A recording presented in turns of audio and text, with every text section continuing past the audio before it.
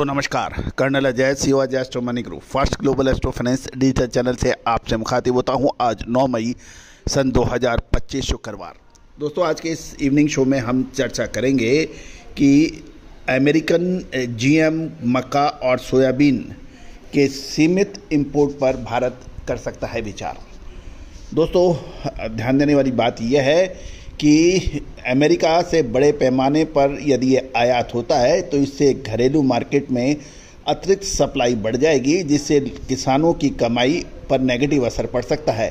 साथ साथ ये भी डर है कि सीमित तौर पर एनिमल फीड जो यानी पशु चारे के लिए आने वाले जीएम प्रोडक्ट कई फूड सप्लाई सिस्टम में व्यापक तौर पर शामिल ना हो जाए। गौरतलब है कि इससे भारतीय कृषि और किसानों पर एक आमाचूल फर्क पड़ सकता है। आप निर्णय कीजिए कि यह जीएम यदि अमेरिकन जीएम कॉर्न यानी मक्का और सोयाबीन का आयात होगा तो इससे क्या व्यापक प्रभाव पड़ सकता है। अपनी राय कमेंट बॉक्स में अवश्य दीजिए। दोस्तों ये एक बहुत महत्वपूर्ण फैसला होगा। यदि अमेरिकन बाजार या जीएम यानी जेनेटिक मॉडिफाइड एक मक्का और सोयाबीन है तो बाकी कृषि की भी आयात की संभावनाएं बढ़ेगी। गौरतलब है कि विदेशी सोयाबीन या फिर कृषि उत्पाद इसलिए भी सस्ते होते हैं क्योंकि वो जीएम यानी जेनेटिक मॉडिफाइड बीजों से बनते हैं और उसका असर अलग होता है। भारत के अंदर जो अधिकतर कृषि उपज है वो जीएम यानी जेनेटिक मॉडिफाइड के ऊपर भरोसा नहीं करती है, उसके दुष्परिणाम अलग होते हैं। दोस्तों ये एक बहुत चिंताजनक और महत्वपूर्ण विषय है, लेकिन आपको उत्पादन यदि बढ़ाना है तो आपको पूरे विश्व के साथ चलना भी पड़ता है। लेकिन किसान और भारतीय किसानों के हितों और क्या हो सकता है इसके ऊपर अपनी राय दीजिए। जानिए पूरी रिपोर्ट, बहुत ध्यान से सुनिए, समझिए। All the very best. दोस्तों चैनल को यदि अभी तक आपने सब्सक्राइब नहीं किया है, यदि पसंद आए तो सब्सक्राइब कीजिएगा। खबर निकल के आ रही है कि भारत अमेरिका ट्रेड नेगोशिएशन के तहत अमेरिकी जीएम यानी जेनेटिकल मॉडिफाइड कॉर्न यानी मक्का और सोयाबीन के सीमित आयात पर विचार चल रहा है। अमेरिकी सरकार भारत में अपने जीएम कृषि उत्पादों का बड़ा मार्केट देख रही है, जिससे खास तौर पर जीएम मक्का और सोयाबीन प्रमुख हैं। गौरतलब है कि अमेरिका सोयाबीन और मक्का का प्रमुख निर्यातक देश माना जाता है।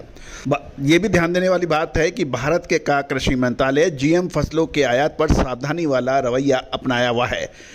कृषि मंत्रालय को ये भी चिंता है कि अमेरिका से बड़े पैमाने पर आयात होने पर घरेलू मार्केट में अतिरिक्त सप्लाई होगी, जिससे लोकल किसानों की कमाई पर नेगेटिव असर पड़ सकता है। साथ साथ ये भी डर है कि सीमित तौर पर एनिमल फीड यानी पशु चारे के लिए आने वाले जीएम प्रोडक्ट कई फूड सप्लाई सिस्टम में व्यापक तौर पर शामिल ना हो जाए। ये तो ध्यान दीजिए, अभी भी भारत में सोयाबीन अपनी एमएसपी से नीचे बिक रहा है और यदि अमेरिकन सोयाबीन का आयात होता है तो इससे सोयाबीन के किसानों पर कितना फर्क पड़ेगा, ये एक विचारणीय प्रश्न होगा। आप अपना कमेंट बॉक्स में अपनी राय अवश्य दीजिएगा। लेकिन फिलहाल चर्चा का मुख्य बिंदु प्रोसेस्ड जीएम प्रोडक्ट्स जैसे सोयाबीन मील, डीडीजीएस यानी डिस्टिलर्स डाइड ग्रेन्स विद सॉल्यूबल्स के आयात तक सीमित रखना है। ये प्रोडक्ट मुख्य रूप से पशु चारे के रूप में उपयोग किए जाएंगे और इस तरह की नीति यूरोप ने भी अपनाई हुई है, जहां जीएम फसलों की घरेलू खेती नहीं सिर्फ सीमित इंपोर्ट की परमिशन मानी जाती है। तो दोस्तों ये पशु चारे यानी पशु आहार कैटल फीड के रूप में जो आइटम आएंगे वो एक महत्वपूर्ण बिंदु है। भारत जीएम खाद्य फसलों को लेकर लंबे समय से सतर्क रहा है। इसके पीछे किसानों के हित, पर्यावरण की सुरक्षा और ग्लोबल कंपनियों के दबदबे जैसी चिंताएं हैं। अभी भारत में जीएम क्रॉप के तौर पर सिर्फ कपास, कॉटन की खेती होती है और खाद्य फसलों में जीएम प्रोडक्ट्स का आयात एडिबल ऑयल तक ही सीमित है। अगर भारत जीएम कॉर्न के लिए कुछ प्रतिबंधों में ढील देता है तो अमेरिकन कॉर्न एक्सपोर्ट्स लगभग $235 मिलियन जो लगभग 1900 करोड़ रुपए सालाना तक पहुंच सकता है, ऐसा American national corn growers association का अनुमान है।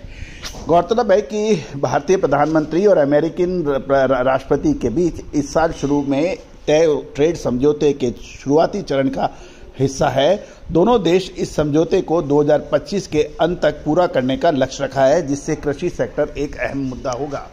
गौरतलब है कि अमेरिका और चीन के बीच बढ़ते तनाव में अमेरिका भारत को एक बड़ा बाजार के रूप में देखता है, और जो कमी यदि चाइना इंपोर्ट करने में कमी करता है वो भारत से पूरी करना चाहता है।